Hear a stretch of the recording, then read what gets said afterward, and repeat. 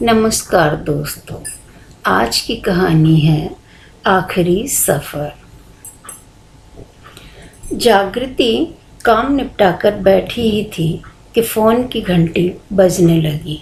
शाहजहाँपुर से कनक चाची का फ़ोन था। बिटिया, अपने बाबूजी को आकर ले जाओ, यहाँ से बीमार रहने लगे हैं, बहुत कमज़ोर हो गए हैं। जागृति बोली, ठीक है चाची, इस रविवार को आते हैं। बाबूजी को हम दिल्ली ले जाएंगे। बाबूजी 3 भाई हैं, पुश्तैनी मकान है, तीनों वहीं रहते हैं। जागृति और उसका छोटा भाई जतिन दिल्ली में रहते हैं अपने अपने परिवार के साथ। 3-4 साल पहले ही जतिन को फ्लैट खरीदने के लिए पैसे की ज़रूरत थी, तो बाबूजी ने भाइयों से मकान के अपने 1/3 हिस्से का पैसा लेकर जतिन को दे दिया था। बाबूजी दिल्ली आना नहीं चाहते थे, इसलिए एक छोटा सा कमरा रख लिया था। दिल्ली में दोनों भाई बहन का अपना पारिवारिक जीवन चल रहा था। जागृति के पति कार्तिक एक डॉक्टर हैं, महीने की लाखों की कमाई है। उनका इस तरह से छुट्टी लेकर निकलना बहुत मुश्किल है। मरीजों की बीमारी ना रविवार देखती है ना सोमवार। जतिन की पत्नी आकांक्षा की अपनी जिंदगी है। उच्च वर्गीय परिवारों में उठना बैठना है।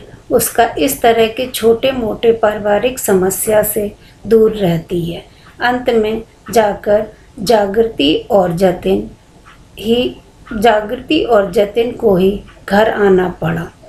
रास्ते में भर जागृति को लगा कि उसका भाई जतिन कुछ गुमसुम सा बैठा है। जागृति ने कहा, इतना परेशान मत हो, ऐसी कोई चिंता की बात नहीं है। उम्र हो रही है, थोड़े कमज़ोर हो गए हैं, ठीक हो जाएंगे। जतिन ने कहा, अच्छा खासा चल रहा था, पता नहीं चाचा जी को ऐसी क्या मुसीबत आ गई, 2-4 साल और रख लेते, क्या हो जाता। जागृति ने कहा, बाबूजी आखिरी समय अपने बच्चों के बीच बिताएंगे तो उन्हें भी अच्छा लगेगा। जतिन ने कहा, दीदी तेरे लिए सब कहना बहुत आसान है, 3 कमरों के फ्लैट में कहाँ रखूँगा, उन्हें आकांक्षा से किटकिट रहेगी, वह अलग। उसने साफ मना कर दिया है कि वह बाबूजी को कोई काम नहीं करेगी। वैसे तो दीदी लड़कियां हक मांगने के लिए बहुत जल्दी खड़ी हो जाती हैं, लेकिन करने के नाम पर पीछे हो जाती हैं। आजकल लड़कियों की शिक्षा और शादी के समय में अच्छा खासा खर्च हो जाता है। तू क्यों नहीं ले जाती बाबूजी को अपने घर? पर तुम्हारा इतना बड़ा घर है, जीजा जी की लाखों की कमाई है। जागृति को जतिन का इस तरह बोलना ठीक नहीं लगा। जतिन पैसे लेते हुए कैसे वादे कर रहा था, बाबूजी से आपको किसी भी चीज़ की कमी नहीं होने दूंगा, आप निसंकोच फ़ोन कर देना, मैं तुरंत लेकर आ जाऊंगा। जागृति बोली, तू चिंता मत कर, मैं ले जाऊंगी बाबूजी को अपने घर। शाम को दोनों बाबूजी को घर पहुंच गए। बाबूजी को देखकर उसकी आंखें भर आईं। इतने दुबले और बेबस दिख रहे थे। गले लगाते हुए बोली, पहले फ़ोन कर देते, पहले लेने आ जाती। बाबूजी बोले, तुम्हारी अपनी ज़िंदगी है, क्या परेशान करता। जागृति बाबूजी को दिल्ली लेकर आ गई। रात को डॉक्टर साहब बहुत देर से आए।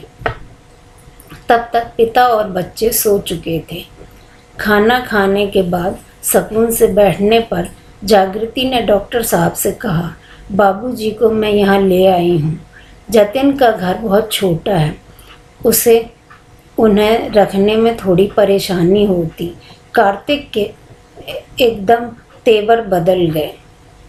वह गुस्से में बोले, यहाँ ले आई हो से क्या मतलब है तुम्हारा? तुम्हारे पिताजी तुम्हारे भाई की जिम्मेदारी हैं। मैंने बड़ा घर वृद्धाश्रम खोलने के लिए नहीं लिया था, अपने रहने के लिए लिया है।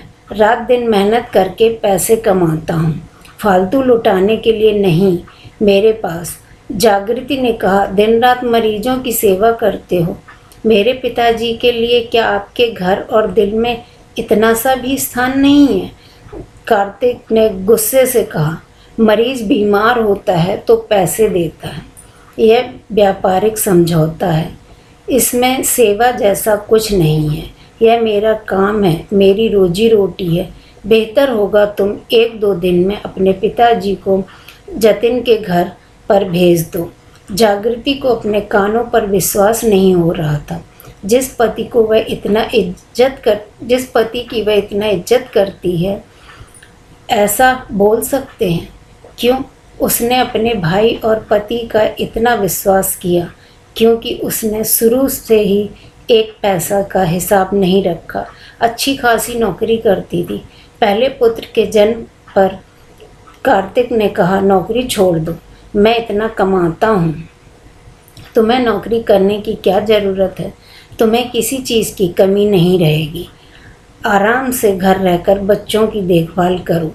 आज अगर नौकरी कर रही होती तो अलग से कुछ पैसे होते उसके पास। कहने को तो हर महीने बैंक में उसके नाम के खाते हैं, पैसे जमा होते हैं, लेकिन उसे बिना पूछे खर्च करने की इजाज़त नहीं थी।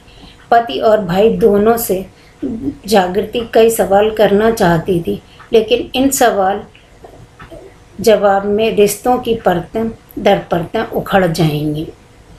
अगले दिन कार्तिक ने अस्पताल जाने के बाद जब नाश्ता लेकर जागृति बाबूजी के पास पहुंची तो वो सामान बांधकर बैठे थे। बाबूजी ने कहा, मेरी वजह से अपनी गृहस्थी मत खराब करो बेटा। पता नहीं कितने दिन हैं हमारे पास, कितने नहीं। मैंने इस वृद्धाश्रम में बात कर ली है। जितने पैसे मेरे पास हैं उसमें मुझे वो लोग रखने को तैयार हैं। जागृति समझ गई बाबूजी ने कि देह कमज़ोर हो गई है, दिमाग नहीं। बाबूजी ने कहा, दामाद काम पर जाने से पहले मिलने भी नहीं आया। साफ बात है ससुर का आना उसे अच्छा नहीं लगा। आखिर जागृति क्या सफाई देती। चुपचाप टैक्सी बुलाकर बाबूजी के साथ वृद्धाश्रम चल दी। जागृति बाबूजी से नज़रें नहीं मिला पा रही थी और ना ही कुछ बोलते बन रहा था। बाबूजी ने कहा, परेशान मत हो बेटा, हालात पर कब हमारा बस चलता है। मैं यहाँ अपने हम उम्र लोगों के बीच खुश रहूँगा। 3 दिन हो गए बाबूजी को वृद्धाश्रम छोड़कर आए हुए। जागृति का न किसी से भूलने का मन कर रहा था, न कुछ खाने का, न ही काम करने का। 2 दिन बाद वृद्धाश्रम से फ़ोन आ गया कि बाबूजी अब इस दुनिया में नहीं रहे। 10 बज रहे थे। बच्चे पिकनिक पर गए थे और कार्तिक भी अपने क्लिनिक चले गए थे। जतिन भी काम पर निकल गया था। किसी को सूचना भी क्या देना। जागृति की आंखों में आंसू लिए वृद्धाश्रम की ओर चल दी। अपने पिताजी से मिलने जागृति सोच रही थी कि केवल 3 दिन ही कार्तिक ने उसके पिता को मान और आश्रय दिया होता तो कितना अच्छा होता। वृद्धाश्रम के संचालक महोदय के साथ मिलकर उससे औपचारिकताएं पूर्ण की। वह बोल रहे थे, इनके बहू बेटा और दामाद भी हैं, रिकॉर्ड के हिसाब से उनको भी सूचना दे देते हैं, अच्छा रहता। जागृति ने कहा, नहीं, इनका कोई नहीं है, न बहू न बेटा और न दामाद, बस एक बेटी है, वो भी नाम के लिए। संचालक महोदय अपनी ही धुन में बोल रहे थे। परिवार वालों की सांत्वना और बाबूजी की आत्मा को शांति मिले। जागृति सोच रही थी, बाबूजी की आत्मा को शांति मिल ही गई। जाने से पहले सबसे मोह भंग हो गया था। समझ गए होंगे कि कोई किसी का नहीं होता, फिर क्यों आत्मा अशांत होगी। दोस्तों, इस चैनल को सब्सक्राइब कीजिए। मेरी कहानी आप लोगों को कैसी लगी बताइएगा, इस आशा के साथ धन्यवाद।